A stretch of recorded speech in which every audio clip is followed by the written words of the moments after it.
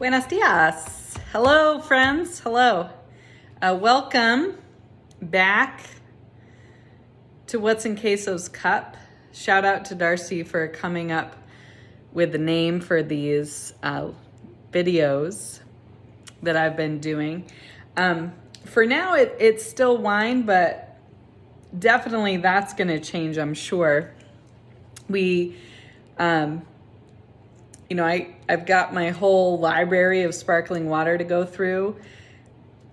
We haven't even started to hit the 4 Sigmatic stash. We got mushroom coffee, we got turmeric thymes, we have green tea lattes, we got yerba. Woo!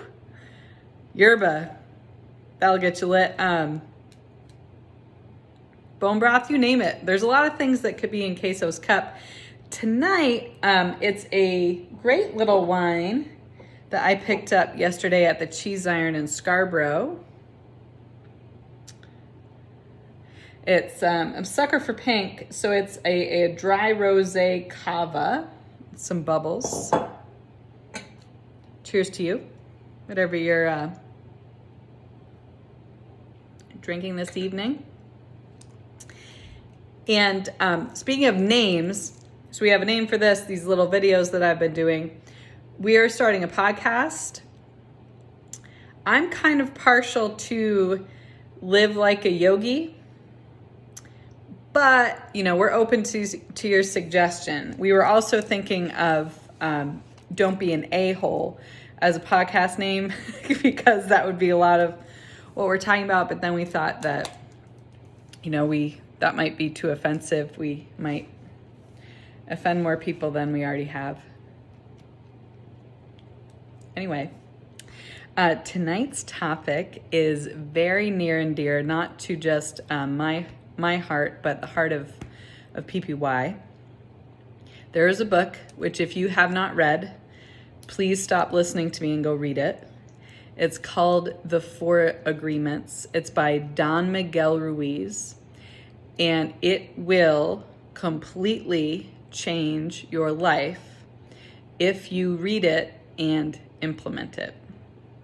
This book is a prerequisite for working at PPY in any capacity.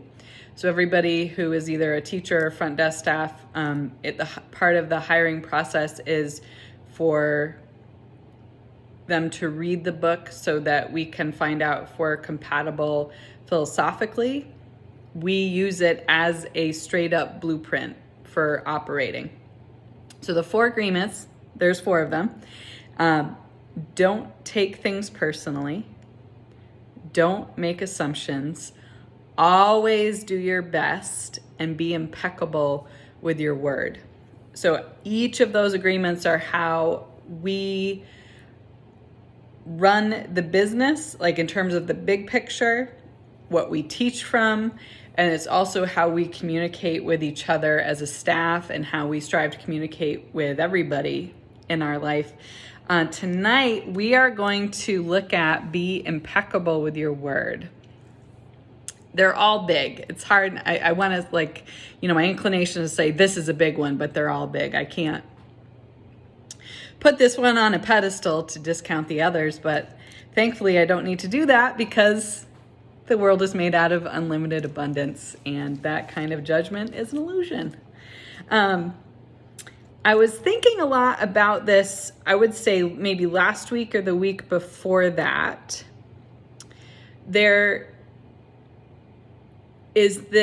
so much in the way that we speak with each other that is just like shrouded in layers and layers and layers of judgment. And being impeccable with your word, it doesn't just mean not lying, right? Like that's like, we're not just here for the bare minimum. We're not just here to, get by not doing what we don't want to do. I'm talking about not just getting by. I'm talking about elevating your whole experience and implementing things on a daily basis in order to do that. so that you're not just like floating around at the bottom. And how we speak to each other is a direct reflection of how we speak to ourselves. Being impeccable with your word means be very specific, mean what you say, and say what you mean. I'll give you an example. As a boss, there's a lot wrapped into that in our culture. There's a lot of, power dynamics. A boss can be, for some people, because of the power dynamic, the boss can be just a source of anxiety for other kind of figures in people's lives and things like that. So one of the very biggest things that I'm super clear on is I'm never going to tell you one thing and mean another. Like, we're never going to have a conversation where you are leaving the conversation wondering, is that what Queso really meant? I have a big blank forehead, and that can mean I think that part of my vagus nerve is like shut down sometimes, because sometimes it looks like there's not a lot going on, and truthfully, sometimes there's not a lot going on. But I think that we're so used to, kind of trying to interpret what people are saying based on their body language, not actually seeing maybe what their body language is saying, but just, we're like coming at it like, what are we, what's going on here? How am I reading this situation? So things like that. Like, I'm absolutely going to 100% say exactly what I mean. If I say to you, can we talk? I'm never going to do that. I'm never going to send a text or something like that to anybody in my life that says, we need to talk. It's always going to be, hey, do you have 15 minutes to talk about the schedule for next week? Hey, do you have 15 minutes to talk about that thing that we were talking about in the lobby yesterday? Be really specific, right? So it's in our power, in your power, to take control of your communication. We don't have control over how it's received, but we do have control over our part of it. And that means that meaning what we say and doing what we mean and saying what we mean. This is insidious, because you create your identity based on your narrative, and your narrative is comprised of the things that you say to yourself, about yourself, and to other people. So if I'm saying, that I am blank, I am listening all the time. And my subconscious is running what I'm creating my identity from. So for instance, it doesn't make any sense. Like, who am I? Like, who am I, Julie Kiger? Who am I? I could say, I am overweight. It's actually not true. So that's not being impeccable with my word. Who I am is, right, this unlimited being on the planet right now. It doesn't have anything to do with that. That would be the same as saying I am a kitchen counter. I'm not a kitchen counter. There's a kitchen counter, but it's not me. So we want to start to look at what are the things that actually aren't us that we have taken on, like this bag of bullshit that's just being passed around, that we're just like, oh great, yeah, give me that big bag of shit, thank you. No, No, the way that our communication is, we want to start to get really specific and interrupt that pattern. And the first way to do that is to look at the things that you're saying to yourself on a daily basis and questioning them. Is this true? Number one. Number two, do I absolutely know that it's true? 99% of the time, that answer is going to be no. The other thing is this is similar to my video a while ago about being late, about being incongruent. And being incongruent with who you are creates friction. It's a low-level stressor that's constantly going on. And when you have friction in your body, you have inflammation in your body. And when you have inflammation in your body, you are not at ease.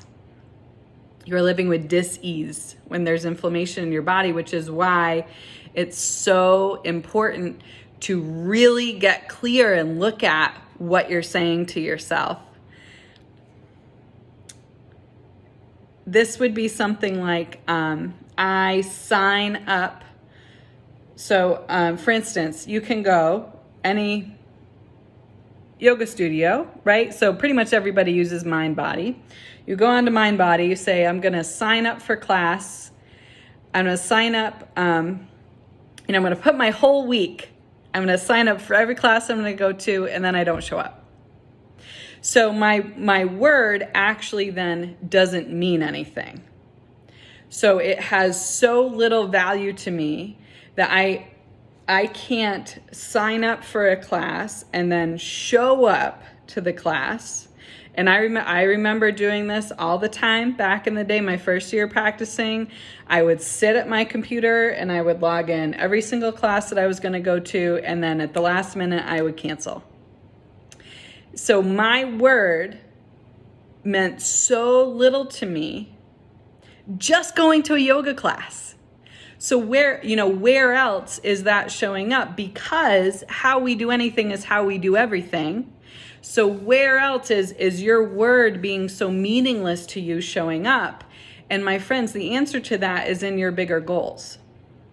So you can't, you're not going to be able to have that startup that you want, or that next level in your career, or that short or long-term fitness goal if you can't be so strong with your word that it is so metal to you, so steadfast and so reliable for you and everybody around you. If you can't be strong with your word on the small things, you're never going to get to the big stuff. And I can tell you, you're going to need it when you get to the big stuff. Because it is no joke. It is no joke that you have to be your number one. You have to be the person that you rely on the most. And that starts with being completely impeccable with your word and standing by your word no matter what. Be clear. Be clear about what you're doing. Do what you say. Say what you mean. Be willing to change your mind and be clear about changing your mind, but don't confuse changing your mind with excuses and bullshit and a pattern that's holding you back. So start tonight. Whoever you're going to talk to tonight, be clear. Mean what you say. Don't leave anything open to interpretation by you or anybody else that you're talking to. Do what you say you're going to do tomorrow, and then do it again the next day. Till next time, my friends. See ya.